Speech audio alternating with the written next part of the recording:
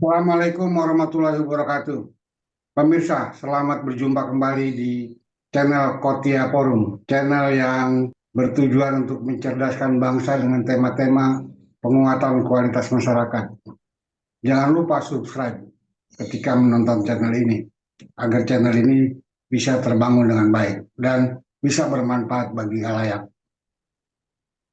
Pemirsa, beberapa hari ini atau tepatnya mungkin kemarin ya, kita dikejutkan oleh berita tentang keputusan dari ICC yang akan menangkap Netanyahu, Perdana Menteri Israel. Dan ini mendapat penolakan keras dari Amerika, Argentina, dan Hongaria. Artinya apa di sini? Artinya adalah bisa ada dua kubu, yaitu kubu besar dan kubu kecil. Kubu besar itu adalah dunia yang menginginkan agar nilai-nilai kemanusiaan diangkat.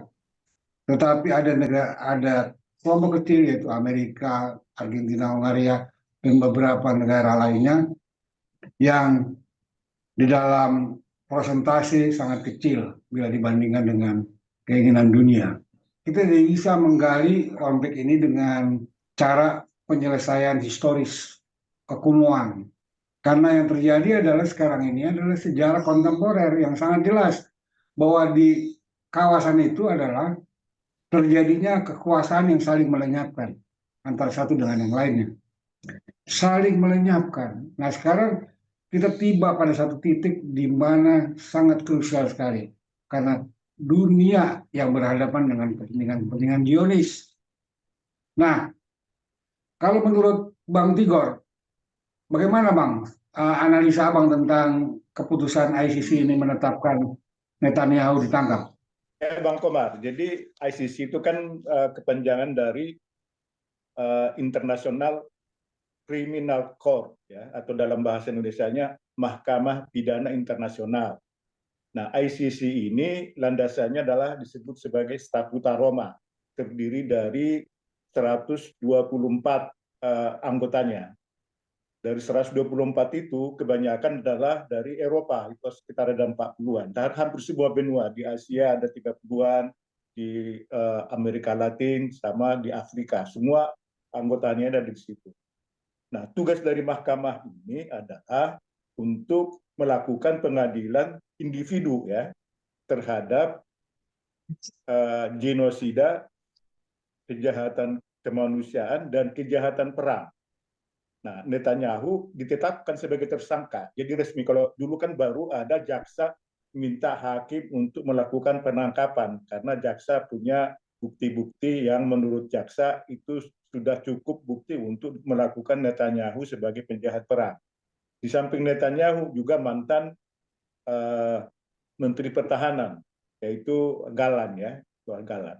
Jadi ini adalah tugasnya untuk mengadili individu, bukan negara, individu yang diduga telah melakukan kejahatan genosida, kejahatan perang, dan kejahatan kemanusiaan.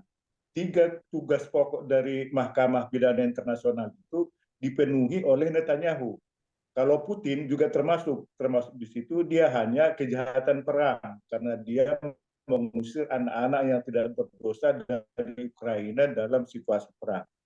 Jadi ini adalah bukti yang secara nyata, dan anggota ICC ini kebanyakan adalah negara-negara demokratis.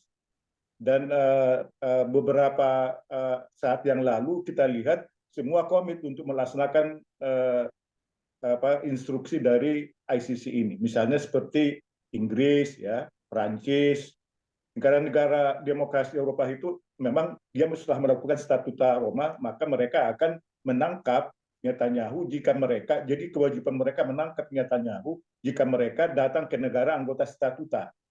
Nah, kebetulan memang di sini anggota ICC ini tidak termasuk di dalamnya Rusia dan Amerika. Indonesia juga belum meratifikasi Statuta ini. Oke Bang, berarti Netanyahu bisa ditangkap sewaktu-waktu dong? Ya, jadi kewajiban dari negara yang dikunjungi. Jadi ini sebetulnya dengan cara lain juga bahwa Netanyahu ini kan sudah resmi jadi tersangka. Jadi kalau dia sekarang tahanan negara, dia nggak bisa bepergian kalau nggak mau ditangkap, nggak bisa bepergian dia ke negara anggota anggota anggota ICC ini, Yang telah kecuali yang membandel, meratifikasi yang ya. membandel. Artinya anggota negara-negara yang telah meratifikasi apa undang-undang itu ya. Ya, jadi anggota yang sudah meratifikasi ini ada 125 anggota. Dia punya kewajiban hukum internasional untuk menangkap tersangka Netanyahu. Nah, ini sebetulnya juga semacam hukuman ya, karena ini kan nggak ada batasnya. Sampai dia itu baru dia lepas tersangkanya. Ini sebetulnya uh, semacam semacam kehinaan yang luar biasa untuk Netanyahu, karena nanti semua anak-anak sekolah ya, anak-anak ini bahwa setelah menetap, jadi dia nanti sederajat dengan, kalau Bang Komar masih ingat, itu Perdana Menteri Slobodan Milosevic ya, dari Serbia dulu. Dia kan menjaga kejahatan perang juga. Dan artinya dia di negara-negara yang seperti Perancis, Inggris, dia nggak bisa datang. Ya, nggak bisa datang karena ada kewajiban Perancis dan Inggris, Spanyol, Belanda, itu seterusnya itu kan pendukung antisemit ya.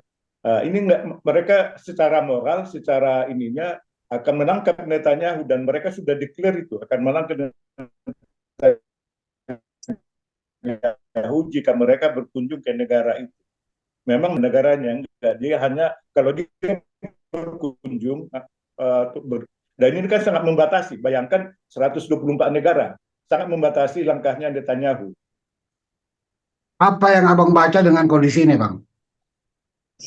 Nah, kondisi ini adalah sebetulnya kemenangan Palestina terhadap perjuangan mereka, karena kan perjuangan Palestina itu kan di banyak segi ya. Dari militer mereka bertahan sampai sekarang, masih bisa melakukan perlawanan. Di bidang diplomatik, Netanyahu Israel akan dikucilkan di PBB, dan di bidang pribadi maka ini adalah suatu tindakan yang secara luas diakui dunia, bahwa terbukti secara sah bahwa sudah ada barang bukti yang sangat kuat. Karena ini kan nggak bisa sembarangan, Bang Komar. Orang menetapkan seorang tersangka itu butuh dokumen yang sangat lengkap, sehingga nah ini sekarang berarti kan sudah lengkap. Dan harus diingat, Israel ini sangat benci dengan kejadian ini karena mereka melakukan berbagai hal, kejahatan perang, kejahatan kemanusiaan. Makanya waktu Netanyahu ini butuh waktu hampir 6 bulan untuk menetapkan dia sebagai tersangka, karena banyak lobi-lobi Yahudi yang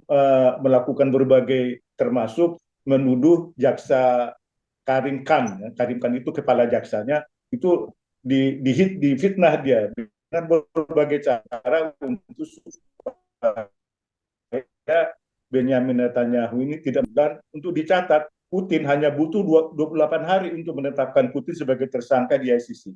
Netanyahu itu sangat lincah mereka bergerak di dunia internasional, sehingga butuh 6 bulan untuk menetapkan dia sebagai tersangka. Dan ini meruntuhkan moral rakyat Israel juga ya, karena ternyata mereka itu walaupun cuma Netanyahu, sebetulnya mereka juga dihukum. Mereka Ya adalah betul. termasuk orang-orang penjahat perang. Dan ini adalah semacam hukuman yang sangat menghinakan Netanyahu, karena di seluruh dunia ini kan nanti akan masuk ke pelajaran anak-anak bahwa siapa penjahat perang. Itu semua anak-anak di statuta Roma ini akan tahu bahwa Netanyahu itu penjahat perang. Jadi dia bukan pahlawan seperti siapa tadi yang bilang itu, bukan. Dia sama sekali sudah terbukti secara sah bahwa dia adalah penjahat kemanusiaan, penjahat perang, dan itu sangat menghinakan untuk seorang kepala negara. Itu lebih hina Jadi, dari kepala negara yang kalah perang. apa kemungkinan yang akan terjadi selainnya, Bang? Status ini kan sebetulnya sudah cukup sangat memadai untuk orang-orang yang pro Palestina, karena kan status ini nggak bisa melekat pada dirinya. Jadi ini pertama kalinya kan seorang Perdana Menteri Israel ditetapkan sebagai penjahat perang, penjahat kemanusiaan. Nah, ini satu sini bagi Netanyahu itu udah mimpi buruk yang akan terus menghantui dirinya di masa-masa nanti sebelum dia meninggal.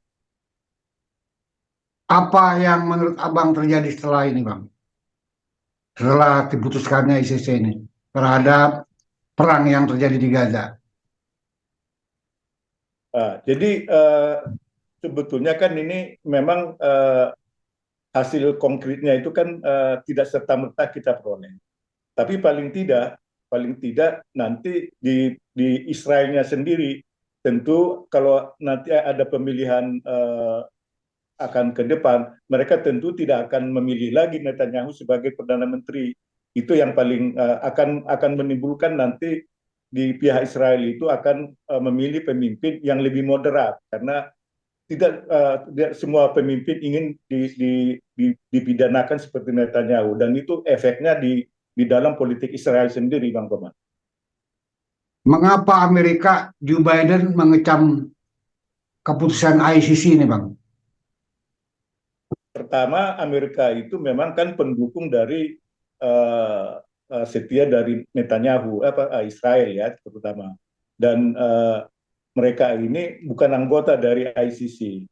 Dan mereka sangat terhina karena dianggap bahwa penetapan ini kok menyamakan pemimpin Hamas dengan pemimpin Israel. Itu menurut mereka keterlaluan. Tapi kan sebetulnya itu hanya cara-cara untuk membela Israel aja membagi buta karena penetapan Netanyahu jadi tersangka itu bukanlah serta-merta dengan suatu hal yang tidak konkret. Itu ribuan dokumen yang sudah ditemukan oleh jaksa untuk menetapkan Netanyahu sebagai tersangka. Jadi apapun komentar Amerika itu sebetulnya itu hanya